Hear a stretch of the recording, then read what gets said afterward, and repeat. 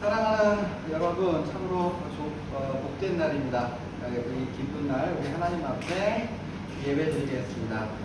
사도신경으로 우리 신앙을 고백합니다. 전능하사 천지를 만드신 하나님 아버지를 대하사하며 그의 아들 우리 주 예수 그리스도를 믿사오니 이는 성령으로 인하사 동정녀 마리아에게 하시고 불비로 그들에게 은혜를 받사 십자가에 못 박혀 죽으시고 장사한 지 사흘 만에 죽은 자 가운데서 다시 살아나시며 하늘에 오사 전능하신 하나님 우편에 앉아 계시다가 저희로서 산자와 순자를 심판하러 오시리라. 성령을 믿사오며 거룩한 공예와 성부가 서로 교통하는 것과 죄를 사하여 주시는 것과 우리 다시 사는 것과 영원히 사는 것을 믿사옵나이다. 아멘. 기도하시겠습니다. 알파요 오메가가 되시며 지금도 살아계셔서 역사하신 하나님께 찬양과 경배드립니다. 우리를 사랑하사 독생자 예수님을 이 땅에 보내주시고 믿는 자에게 하나님의 자녀되는 축복을 주신 것 감사합니다. 이 시간도 신령과 진정으로 예배드리는 10년 후에 은혜의 담비를 부어주시고 거룩한 백성으로 살아갈 수 있도록 성령으로 충만하게 채워주옵소서. 이 나라의 민족이 하나님을 경외하며 이정자들이 하나님을 두려워하고 주님이 주시는 지혜로 통치하게 하시며 세계 만방에 복음 전하는 민족 되게 하옵소서. 동행교회를 세워주시고 인도해 주신 감사합니다. 각자 믿음의 그릇이 견고해지며 하나님의 뜻을 이루는 교회로 성장되길 원합니다. 말씀이 살아서 역사하며 선한 영향력을 나타내며 복음 전하는 교회 되게 하옵소서. 하나님 아버지, 은혜 사모하는 자에게 은혜 주시고 병든 자를 치료하시는 능력이 임하며 심령에 기쁨이 충만하길 원합니다. 말씀 전하시는 전도사님 성령으로 붙잡아 주시고 모두가 은혜 받는 귀한 시간 되게 축복하여 주옵소서. 예수 그리스도 이름으로 감사하며 기도드립니다. 아멘.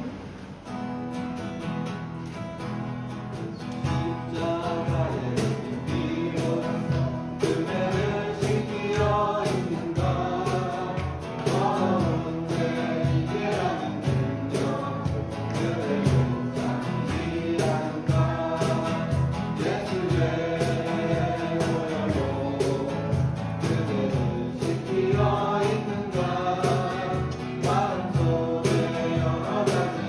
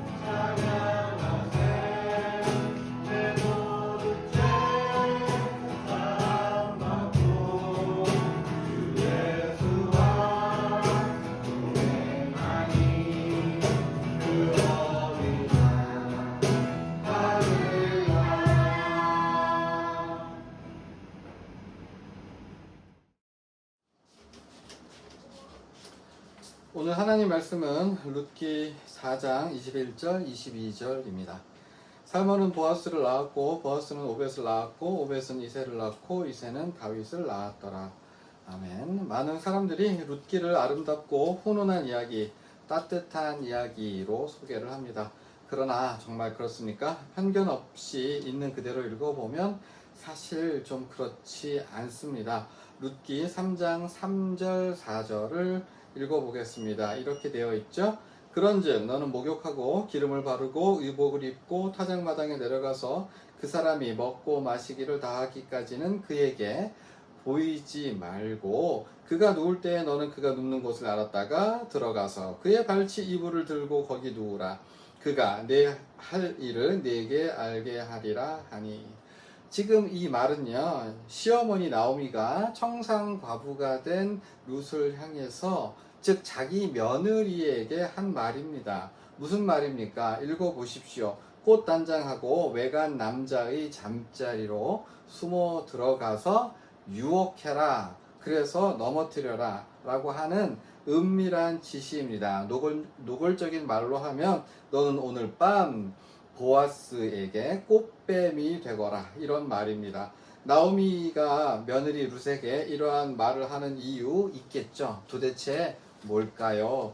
나오미라는 여자는 이전에 자기가 살던 집과 농사 짓던 땅을 다 팔아 정리하고 조국을 등지고 하나님의 품을 떠나서 나 혼자 잘 먹고 잘 살겠다고 이민을 가는데요. 그 이민 장소가 하나님께서 멀리 하라고 굳이 말씀하신 모압 땅으로 갔습니다. 그러다가 잘 되었느냐? 아니죠. 고생하다 남편도 잃고 사랑하는 두 아들들도 잃고 먹고 살 일이 막막하게 되자 며느리 룻과 함께 고향으로 돌아갑니다.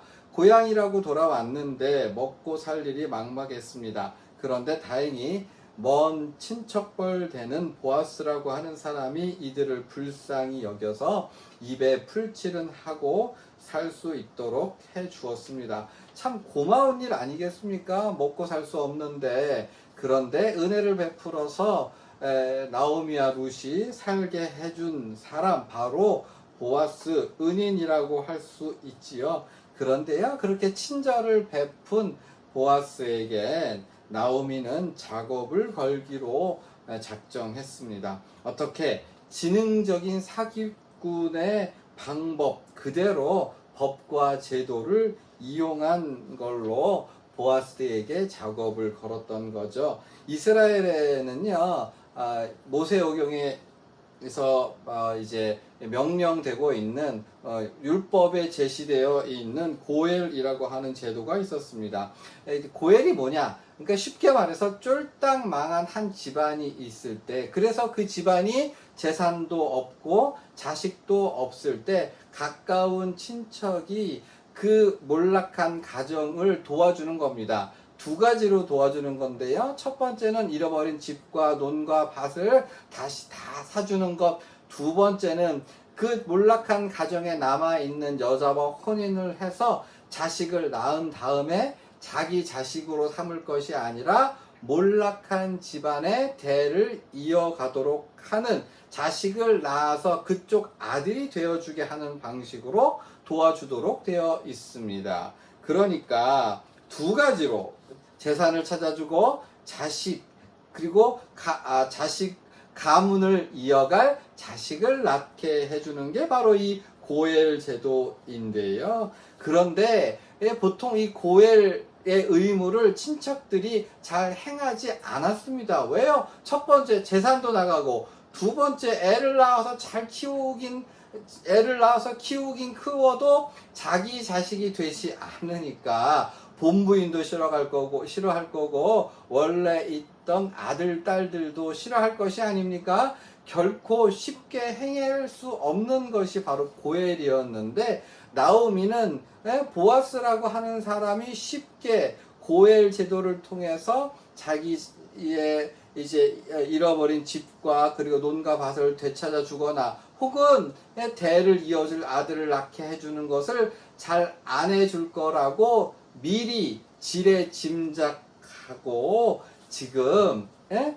자기 며느리를 몰래 유혹하게 해서 그래서 보아스의 약점을 잡고 고엘의 의무를 수행하도록 했던 것이죠. 이해가 되셨을까요? 그러니까 만약에 이날 밤 나오미가 작정한 것처럼 어떠한 일이 이제 보아스와 룻이 어떤 관계가 있었다라고 하면 다음날 나오미가 보아스를 찾아갔겠죠. 아니 우리 며느리 신세를 망쳐놨으니 당신 이거 책임져야 되는 거 아니냐. 야 정해진 대로 고엘의 의무를 행하면 그날 밤에 있었던 거 내가 모른 척 해줄게.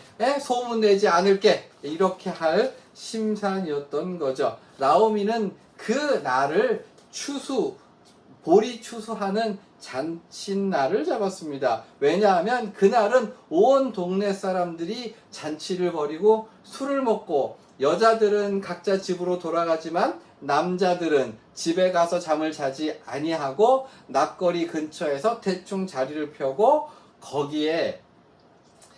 거기에서 술에 취해서 잠을 자기 때문입니다. 즉 아무도 모르게 조용하게 편하고 쉽게 접근할 수 있었던 날이었던 거죠. 그래서 야외에서 자고 있는데 젊은 여자가 이불을 들추고 들어오면 그것도 꽃단장하고 향냄새 풀풀 풍기면서 그 이불 속으로 들어온다면 그 잿갓 어떤 놈이라고 할지라도 넘어가지 않고 배기겠느냐, 그런 심산이었던 겁니다. 자, 그러나 보아스는 어떠한 사람이었습니까? 아주 신실한, 그리고 너그러운, 자비로운, 정직하고 의롭고 공의로운 사람이었습니다. 그래서 잠이 깨서 자기 발치에 있는 그 룻의 모습을 보고 한순간에 모든 것을 다 알아차렸습니다. 그래서 뭐라고 말합니까? 보시면 자기 이불 속에 들어 있었던 롯에게 보아스가 남긴 대사가 10절 11절 이릅니다. 뭐였죠? 그가 이르되 내 딸아 여호와께서 내게 복 주시기를 원하노라. 네가 가난하건 부하건 젊은 자를 따르지 아니하였으니 내가 베푼 이내가 처음보다 나중이 더하도다.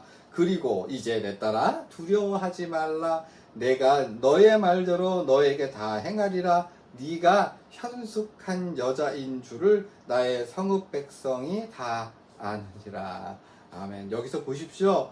뭐라고 말합니까? 네가 젊은 자를 따르지 않았다.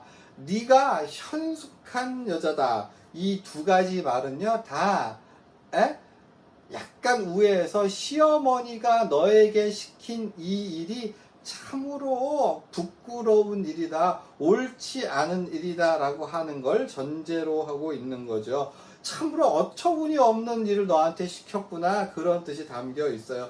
며느리를 진짜 사랑했으면, 정말로 자기의 딸처럼 생각했으면 젊은 남자를 구해 주었어야 했고, 며느리를 진짜 아꼈다면 다른 외간 남자의 이불에 들어가려고 시키면 안 되었었던 겁니다. 계속해서 14절을 보면요, 보아스는 룻에게 뭐라고 말하냐 하면 여인이 타작마당에 들어온 것을 사람이 알지 못하여야 할 것이라, 그렇게 이야기합니다.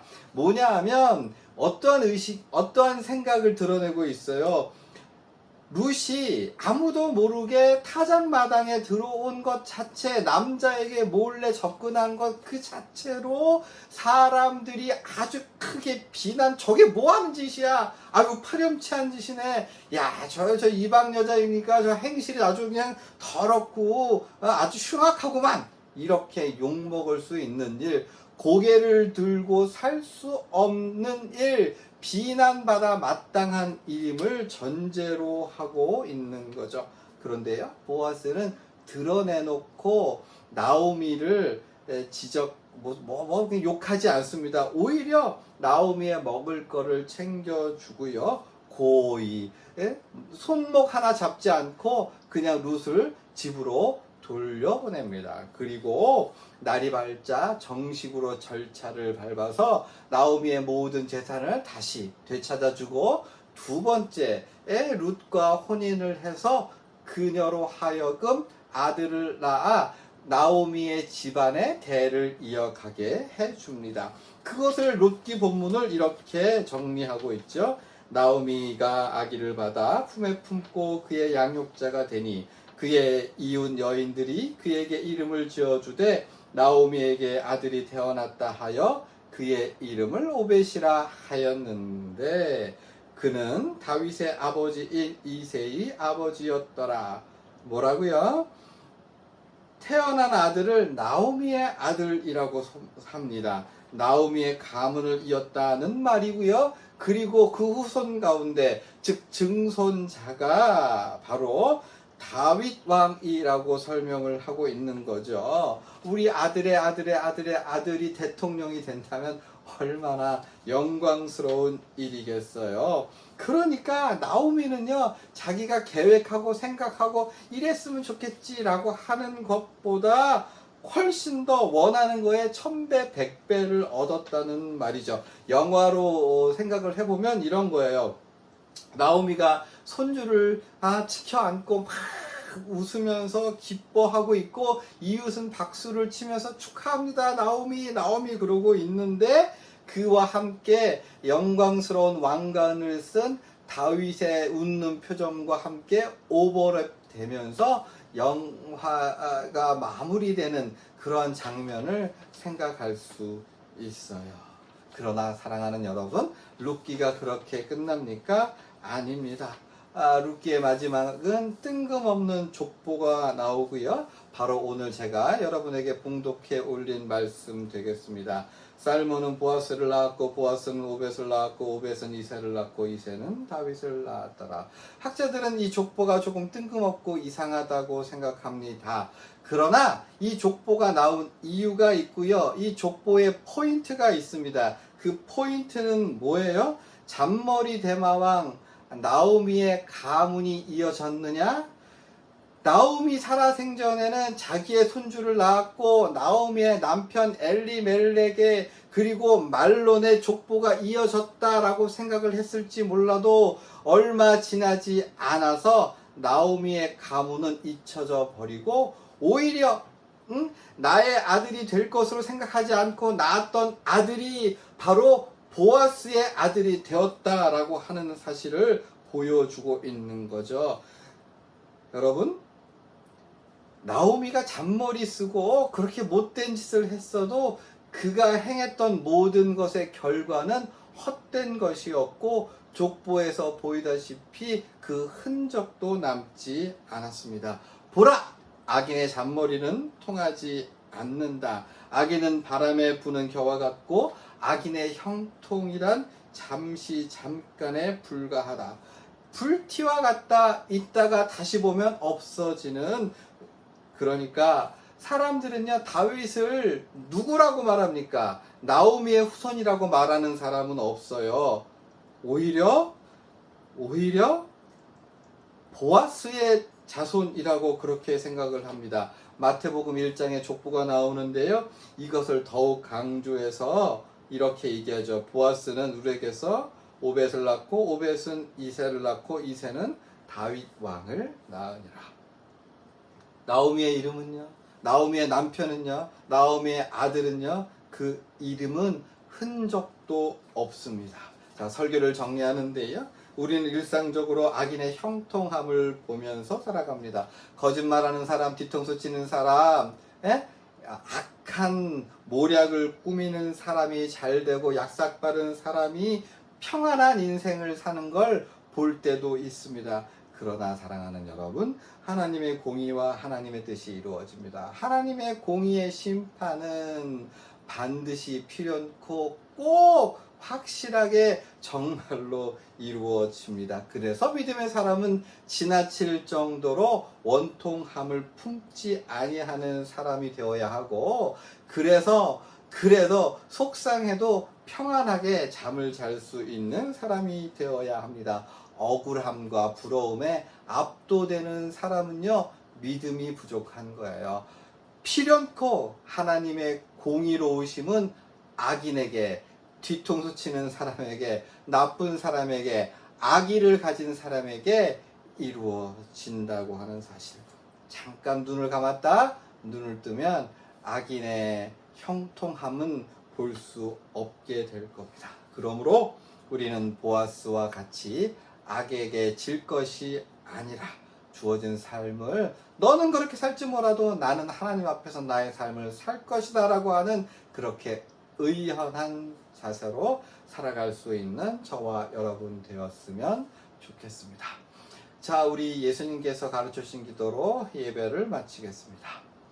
하늘에 계신 우리 아버지여, 이름이 거룩히 여김을 받으시오며 나라가 임하시오며 뜻이 하늘에서 이루어진 것 같이 땅에서도 이루어지이다.